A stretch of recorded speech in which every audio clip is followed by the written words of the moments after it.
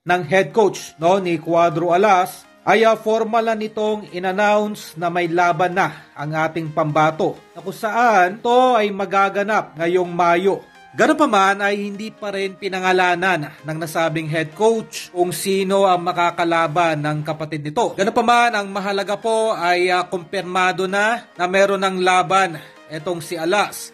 At binigyan linaw na rin ng nasabing head coach na ito ay magpapaubaya muna para sa kanyang kapatid. Sa madaling salita ay magkakaroon muna ng panibagong head coach itong si Cuadro Alas para sa laban ito ngayong Mayo. Literal po na magpapaubaya muna itong si Jason Casimero at ito ay magpapaalam muna pansamantala social media sa loob ng 3 buwan at ito po ay hindi muna magbibigay ng anumang update sa loob ng 3 months sa gagawing training ni Cuadro Alas. Ang ganitong pamamaalam ni Jason Casimero sa social media ay alinsunod na rin sa pakiusap ng Japanese promoter ni Casimero na kung saan ay kailangan pong maalis muna or mabawasan muna ang distraction dito sa ating kababayang si Cuadro Alas upang masiguro ang 100%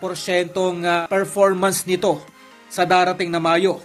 At maugo nga po ang balibalita na itong si Marlon Tapales po ang makakalaban ni Alas ngayong Mayo. Sa kabilang balita ay naharap ngayon sa isang krisis ang Manny Pacquiao promotion dahil sa kauna-unahang pagkakataon po ay ang taong 2024 ang isa sa pinaka-lowest point ngayon ng nasabing promotion.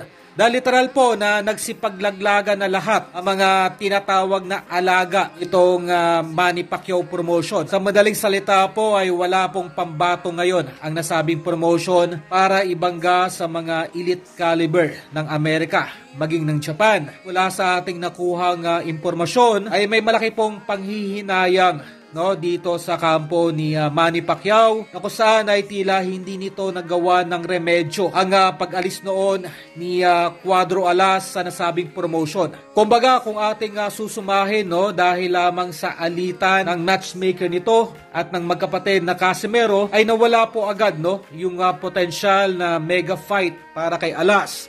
Kung ito man sana ay nagtagumpay at natuloy ang laban nito kay Naoya Inoue noong taong 2022 ay marahil po ay sa kauna-unahang pagkakataon ay nakapag-produce ng undisputed champion itong MP promotion sa katauhan ang ating pambatong si Cuadro Alas.